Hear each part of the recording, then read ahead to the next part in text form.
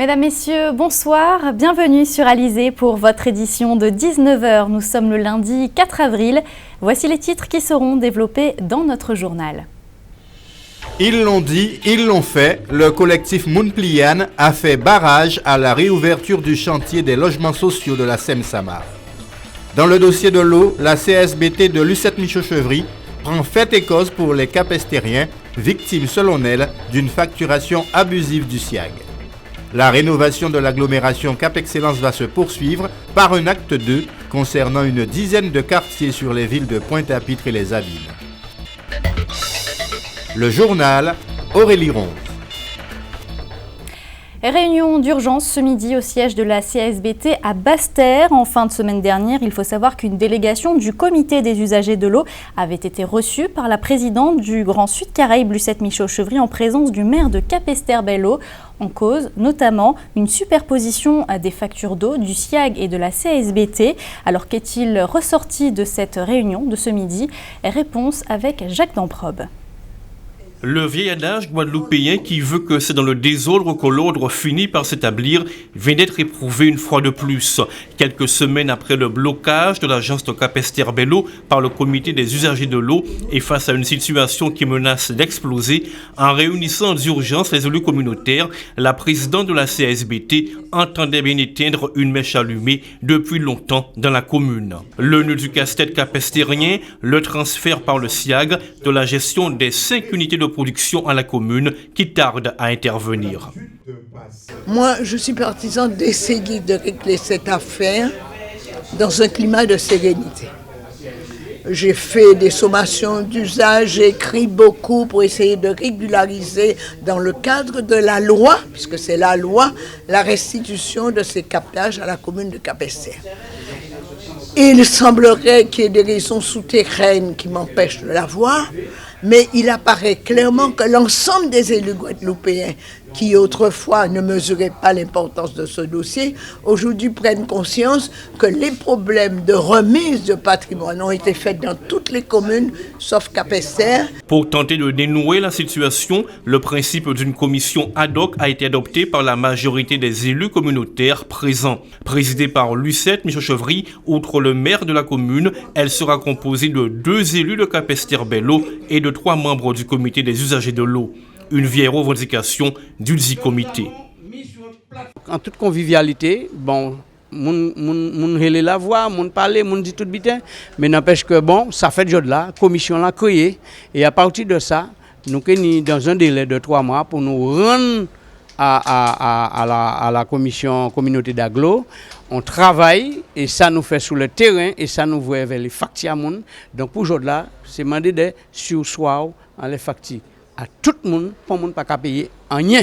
La solution d'apaisement proposée par sa présidente risque tout de même de coûter cher à la CSBT. En 2 ans, le manque à gagner des factures non réglées s'élèverait déjà à 8 millions d'euros.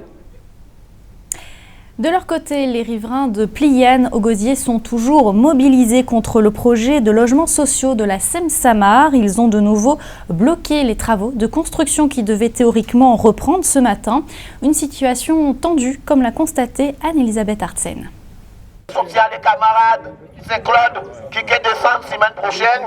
Nous n'y soutien les camarades Saint-François. Nous n'y soutien la CGTG assis Kobalassa. Le collectif Mounpliane était une fois de plus mobilisé pour contester la reprise des travaux de ce chantier. Avons des documents qui nous permettent de dire que ce n'est pas la famille Molia, mais c'est, comme vous le constatez, vous le voyez sous les panneaux, c'est un collectif de riverains qui a constaté que le permis de construire de 2008 est caduc. Ça, nous l'avons constaté. Mais aussi, le tribunal administratif de Basse-Terre a aussi condamné le maire et a aussi dit au maire, le permis est caduc, vous devrez en principe arrêter les travaux. Pourquoi être mobilisé? Mobilisé parce que c'est hyper important aujourd'hui que les Guadeloupéens, les Gozériens, les Plianais comprennent ce qui se passe dans le pays et notamment ce qui se passe en ce moment avec la municipalité de Gosier et la Seine-Samar sur notre territoire de Pliane. De son côté, la mairie et la Seine-Samar se disent dans leur droit pour reprendre les travaux en s'appuyant aussi sur des décisions de justice. Nous avons d'une part un permis de régularisation qui règle ce problème de fond et ensuite nous avons la décision d'un tribunal daté du 31 mars qui annule la décision du tribunal administratif. Donc nous estimons que nous sommes dans nos droits pour reprendre les travaux. Si on a une approche simplement juridique, aujourd'hui il est prouvé que le permis qui est délivré sur le chantier de la SEM Samara Pliane a été fait dans toute légalité. Et aujourd'hui, le chantier peut être ouvert. Bien plus complexe qu'une simple histoire de permis de construire, ce conflit met aussi en lumière un problème plus profond selon ce collectif, celui de l'eau. S'agissant des problèmes évoqués par les riverains pour l'eau usée, il y a une station d'épuration d'eau usée avec toutes les autorisations qui est prévues pour gérer l'eau usée de cette opération. S'agissant du problème d'eau potable également, lorsque vous déposez un permis de construire, il y a l'instruction du dossier par la Générale des eaux en l'occurrence qui a émis un avis favorable. Légalement, il n'y a pas de problème. Ça ne veut pas dire que la question qui est posée concernant l'eau, elle est guadeloupéenne. Et nous savons tous les difficultés qu'il y a. Bon, mais si il y a difficulté au niveau de l'eau, est-ce que la question qu'il faudrait se poser, est-ce que nous allons arrêter de délivrer les permis pour tout le monde ? Pour les personnes qui veulent construire, la problématique, elle existe, on en tient compte. En attendant une concertation apparemment souhaitée par les trois parties, le conflit s'enlise. Chacun campe ainsi sur ses positions et le chantier de ces 90 logements sociaux est toujours au point mort. Situation électrique aussi ce matin devant le siège de Canal+, Canalsat Antilles. Cela fait plus d'un mois que les salariés ont entamé un mouvement de grève pour notamment dénoncer le licenciement d'une de leurs collègues. Ce matin, vers 7h, une cinquantaine d'agents de force de l'ordre sont intervenus pour libérer les accès au siège. Une intervention assez musclée. Concernant les négociations avec la direction, elles ont toutes échoué. L'UTT-UGTG en appelle désormais à la mobilisation des autres syndicats. Les précisions de Maïté Hubert Mtoumo, secrétaire générale UTT-UGTG. Elle est interrogée par Jacques Damprobe. Négociation là rompu parce que malgré le fait que nous baillons toutes les preuves, malgré le fait que nous démontrons devant un médiateur là qui s'est directement à la directe que ça pas fondé, eh ben yo pas bouger, yo pas rester si position à yo. C'est ça qui a passé jode là. Et nous ni on des membres, nous ni l'État jode-là qui a cautionné ça parce que nous avons constaté que là nous arrivés le matin, c'est des chats et chats membres qui là, qui sont présents justement pour faire en sorte que nous pas revendiquer, que nous pas fait grève et que l'UGTG pas vient soutien l'UTT-UGTG qui est en grève. C'est inadmissible et nous ne pouvons pas accepter ça. Et nous avons crié d'ores et déjà l'ensemble des organisations syndicales d'avoir que c'est la liberté syndicale et la liberté de revendiquer qui remise en cause jode-là. Et bien nous avons crié l'ensemble des organisations syndicales ensemble à la population, parce que tout le monde concerné, en vaste mobilisation, en vaste mouvement de grève générale dans le pays là, le 12 avril. Rendez-vous ici dans Grand Bonnet le 12 avril. Et là, il est allé, comme nous avons dit, là, il est sec.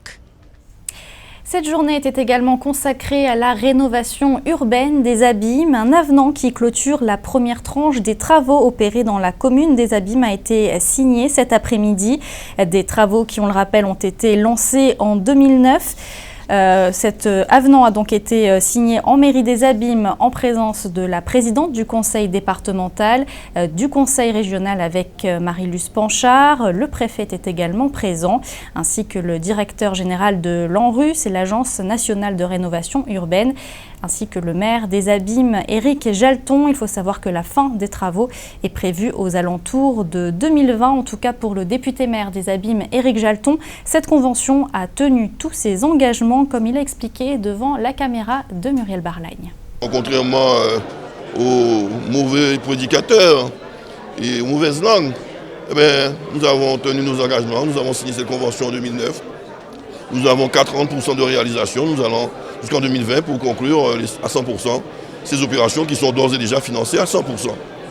Donc nous sommes devant des faits, du concret, ce n'est pas des paroles, c'est de l'opérationnel. Les Abîmes sont en chantier, les Abîmes bougent, tant et si bien qu'on a même des critiques par rapport au nombre de travaux. On nous reproche même de faire beaucoup de travaux. Vous voyez, au point auquel nous sommes arrivés, ça prouve que nous travaillons. Paris ne s'est pas construit en un jour, les Abîmes non plus. Il faut savoir qu'un autre avenant a également été signé en fin d'après-midi à Pointe-à-Pitre. Alors ce matin, une visite de terrain avait lieu dans une dizaine de quartiers situés dans la commune d'agglomération de Cap-Excellence. Des quartiers pressentis pour l'acte 2 de la rénovation urbaine. Le reportage de Muriel Barlagne. Départ pour une visite guidée des quartiers pressentis pour l'acte 2 de la rénovation urbaine des communes de Pointe-à-Pitre et des Abîmes. Au programme, une dizaine de quartiers dits prioritaires à faire découvrir à Nicolas Grivel, directeur général de l'Agence nationale de la rénovation urbaine. C'est l'un des financeurs du projet. On a un vrai projet qui se construit au niveau de Cap-Excellence avec les deux villes, notamment des Abîmes et de Pointe-à-Pitre. Une vraie vision du territoire, une vraie dynamique et donc des priorisations à faire, une hiérarchisation à avoir avec les quartiers prioritaires à traiter. Et un projet qui se construit et donc nos échanges vont dans cette direction. Donc on va pouvoir continuer à avancer sur ce territoire. Parmi les quartiers visités ce matin, Morton Hall, Les Lauriers à Pointe-à-Pitre, Vieux-Bourg aux Abîmes. Il s'agit en fait d'une présélection générale de quartiers qui doit être affinée. Une fois le choix fait, ils seront intégrés au nouveau programme national de renouvellement urbain. Ce sont des zones en difficulté qui relèvent de la loi du 21 février 2014 de programmation pour la ville et la cohésion urbaine. Elles méritent un soutien particulier de la part des pouvoirs publics. Une prise en compte davantage de l'habitat, sa rénovation, sa réhabilitation, sa résidentialisation, quitte éventuellement de démolir ce qui est vraiment insalubre, inadapté, et qui ne répond pas aux normes parasismiques, un accompagnement au niveau économique pour développer l'économie, se faisant développer l'emploi, l'insertion par un logement de qualité, par des équipements d'accompagnement sportifs, culturels, les pratiques artistiques, les problèmes sanitaires doivent être pris en charge, de l'éducation de nos enfants, la construction d'écoles, rénovation d'établissements scolaires, mesures d'accompagnement scolaire, bref, dans tout, le transport, l'accessibilité au niveau de la voirie, de meilleures routes, des trottoirs accessibles, un éclairage public de qualité, mais aussi un transport public qui permet d'irriguer en mobilité ces quartiers dont nous parlons. La première phase de cette rénovation urbaine avait été réalisée par les communes de Pointe-à-Pitre et des Abîmes pour un montant d'environ 500 millions d'euros par commune. Pour plus de cohésion, c'est la communauté d'agglomération Cap-Excellence qui va prendre en charge la deuxième phase, qui inclut la commune de Bémao. Ces quartiers sont bien souvent, on l'a vu ce matin, limitrophes. Ils sont juxtaposés, donc il n'y a pas raison qu'on fasse là et le quartier tout à fait limitrophe ne soit pas traité. Donc, mais davantage de cohésion en termes urbanistiques, de renouvellement urbain et voilà, une prise en compte donc plus équitable des difficultés de l'ensemble du territoire de l'agglomération. Ce projet sera lancé dès cette année. Le contrat de ville qui le prévoit sera bientôt signé. Il faut d'abord que les conseils municipaux des 3 communes de la communauté d'agglomération Abîmes, Pointe-à-Pitre et Bémao se prononcent.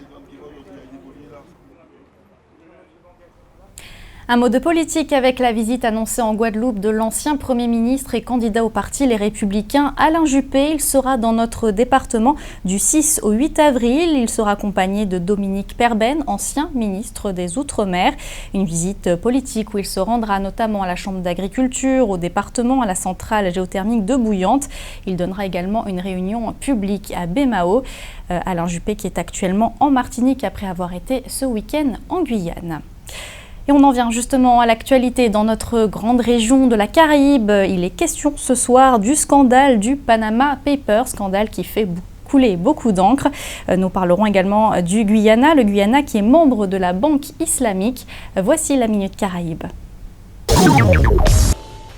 C'est tout le monde de la finance offshore mondiale qui est visé par les révélations des Panama Papers. Chefs d'État, ministres, personnalités du monde du sport, il s'agit là d'une des plus grosses fuites de documents jamais traitées par des médias. Au total, 370 journalistes travaillant pour 106 médias répartis dans 76 pays ont analysé, traité et décrypté plus de 11,5 millions de fichiers provenant des archives du cabinet panaméen Mossack Fonseca, spécialiste de la domiciliation de sociétés offshore entre 1977 et 2015. Une bonne nouvelle pour François Hollande qui remercie les lanceurs d'alerte et se félicite de nouvelles rentrées fiscales. En 2015, a-t-il rappelé, 20 milliards d'euros de redressements fiscaux ont été notifiés et 12 milliards ont été récupérés. De son côté, Ramon Fonseca Mora, directeur et fondateur de Mossack Fonseca, parle d'une attaque en règle contre le Panama, car selon lui, plusieurs pays n'apprécient pas que le Panama soit très compétitif pour attirer les entreprises. Pour lui, il y a deux manières de voir le monde. La première est d'être compétitif, la seconde, de créer des impôts. La firme Mossack Fonseca a créé et administré plus de 214 000 sociétés écrans dans des juridictions offshore. Ces entités ont pour but de dissimuler l'identité de leurs propriétaires réels. Ces derniers peuvent ainsi cacher une partie de leurs avoirs aux enquêtes fiscales de leur pays de résidence. Ce devait être le projet le plus ambitieux jamais construit dans la Caraïbe. Le Bahamar, un resort de 23 000 chambres de luxe donnant sur un golfe de 18 trous, des salles de conférence et des dizaines de restaurants et boutiques de luxe pour un coût total de 3,5 milliards de dollars qui devait faire croître de 12% le PIB des Bahamas et faire vivre plus de 5000 personnes. Mais le projet est devenu en moins de 2 ans le plus grand flop du monde. Aujourd'hui, les promoteurs sont en guerre ouverte. L'entreprise en charge du projet a déposé le bilan, causant ainsi un imbroglio judiciaire impliquant les gouvernements panaméens et chinois. Le premier ministre des Bahamas, Perry Christie, a annoncé que la banque chinoise d'import-export souhaite une issue rapide de ce dossier et tente de trouver un acheteur pour reprendre l'ensemble immobilier à 97% terminé. Le Premier ministre panaméen tente de son côté de garantir la fin de la construction pour que des investisseurs potentiels puissent assurer le démarrage du resort avant la fin de cette année. Après avoir rejoint l'Organisation de la coopération islamique, l'OCI, en 1998, le Guyana est maintenant membre de la Banque islamique de développement, la BID. L'annonce officielle de l'adhésion du Guyana sera faite par le ministre des Finances du Guyana, Winston Jordan, lors de la 41e réunion annuelle de la Banque islamique qui se tiendra à Jakarta en Indonésie le 15 mai prochain. À cette occasion, Winston Jordan revêtira le titre de gouverneur de la Banque islamique au Guyana et une succursale de la banque sera ouverte dans la foulée à Paramaribo. En outre, les membres de l'Organisation de la coopération islamique, l'OCI, demandent au Guyana de nommer un ambassadeur au Koweït afin d'avoir une représentation basée dans la région du Moyen-Orient et en Afrique du Nord, afin aussi d'être plus proche des centres de décision. Ce rapprochement permettra au Guyana d'accéder aux subventions allouées aux pays membres de l'OCI. David Granger, le président du Guyana, se réjouit de ce partenariat. Il a lui-même étudié au Nigeria et a noué des liens très étroits avec le monde islamique. Il entend solliciter la Banque islamique de développement sur de nombreux projets structurants. Depuis 1971, la Banque islamique a promu le développement économique de diverses parties du monde pour un montant d'environ 235 milliards de dollars, dont 60% consacrés à soutenir des investissements dans les secteurs publics et privés, y compris les infrastructures pour l'énergie, les transports, les communications et les services sociaux. Retour en Guadeloupe, comme tous leurs camarades, les collégiens du collège Appel du 18 juin au Lamentin ont pu reprendre les cours normalement ce matin. Il y a une semaine, un incendie avait endommagé plusieurs bâtiments de l'établissement scolaire, ce qui avait engendré de nombreux dégâts matériels. Alors comment s'est passée cette rentrée? Le reportage de Marion Bordier. Pour les élèves du collège de l'Appel du 18 juin à Lamentin, la rentrée d'après-vacances de Pâques a été un peu particulière. Après l'incendie et les tags qui ont dégradé une partie des locaux dans la nuit du 27 au 28 mars, l'équipe de l'établissement tente de tout mettre en œuvre pour éviter que les élèves ne soient perturbés.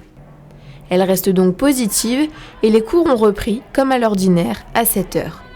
Une épreuve est toujours finalement une épreuve, mais notre objectif lorsqu'on occupe des postes de responsabilité, c'est garder la tête froide et penser finalement au lendemain. Le lendemain, c'est la reconstruction, c'est l'avenir, c'est proposer notre démarche quotidienne, qui est la démarche finalement d'excellence pour les élèves de la Guadeloupe et singulièrement pour les élèves du Lamentin. Grâce aux travaux initiés par le conseil départemental, les murs souillés ont été repeints, une vie scolaire provisoire a été aménagée avec chaises, téléphones et ordinateurs neufs, même si son fonctionnement reste limité. Là, ils trouvent l'excuse de dire qu'il n'y a plus de vie scolaire, donc ils s'amusent à nous dire « Ah ben on ne sait pas où aller, il n'y a plus prendre notre logiciel des retards et des absences, donc on peut venir quand on veut ». Donc on essaye de rétablir la vérité en disant que la vie scolaire a été remise dans l'ancienne vie scolaire et qu'il y a quand même un service qui fonctionne. Donc on fait un peu avec les moyens du bord.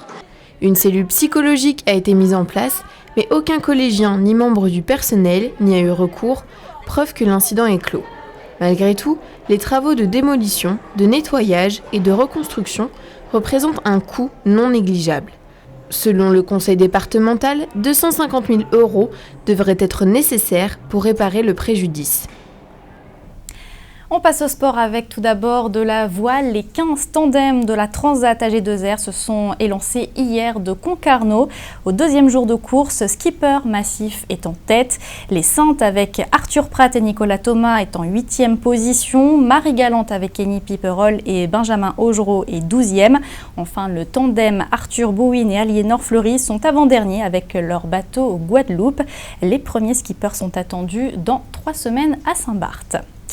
Du tennis à présent avec l'Open de Guadeloupe. Les choses sérieuses ont commencé cet après-midi avec les premiers matchs simples et les premiers matchs doubles, avec notamment le Guadeloupéen Gianni Mina qui joue avec le Français Adrien Puget contre le duo Mertens-Millau. Résumé des temps forts de cette première journée avec Éric Pommier. Dernière et unique ligne droite pour l'Open international de tennis qui s'achèvera le 10 avril prochain. Après les phases qualificatives de samedi, le tableau a été épuré, les meilleurs ont accédé au tableau final. Seulement 32 joueurs ont été retenus pour disputer le tableau décisif. En liste dès cet après-midi sur le central, le japonais Nishioka était opposé à l'américain Mitchell Kruger. Avantage aux japonais qui menaient 4-1 très aisément, remportant la première manche. Changement de physionomie dès la seconde manche avec un break réussi par l'américain pour mener 3-2 au second set. Sur le court numéro 1, le Chili est en force. Gonzalo Lama, 228e mondial, est opposé à son compatriote Jorge Montero, 725e mondial. Logique de classement respectée, Gonzalo Lama a obtenu son passeport pour accéder au tour suivant. Sur le court numéro 2, le Serbe Milojevic avait déjà pris le dessus sur le Polonais Kurkas, victime de la chaleur. Un premier set remporté 6-4 pour maintenir la pression. Le ton est donné dans l'ensemble pour cette première journée qui s'est conclue par des matchs de double. Gianni en piste avant l'heure de vérité en simple pour le Guadeloupéen. Il sera en effet opposé au jeune Canadien de 15 ans, Félix Auger. L'autre affiche qui donnera la vraie température du tournoi, c'est l'autre entrée en scène de la tête de série numéro 2, le prodige américain Fritz Taylor. Avant de se quitter, on va jeter un rapide coup d'œil sur vos prévisions météo pour demain matin. En Guadeloupe, ce sera un soleil voilé dans la matinée. Quelques averses sont également prévues dans la région de Saint-François ainsi que sur les îles de la Désirade et sur Marie-Galante. Les températures seront comprises entre 25 et 27 degrés. C'était le journal d'Alizé. Merci de votre fidélité. Dans quelques instants, votre rubrique sportive Minute Sport suivie de votre émission hebdomadaire Controverse avec Jean-Luc Icard. J'aurai le plaisir de vous retrouver demain dès 12h30 pour toute l'actualité locale et régionale. L'actu d'ailleurs qui continue sur notre site www.alizé.com. Excellente soirée sur Alizé.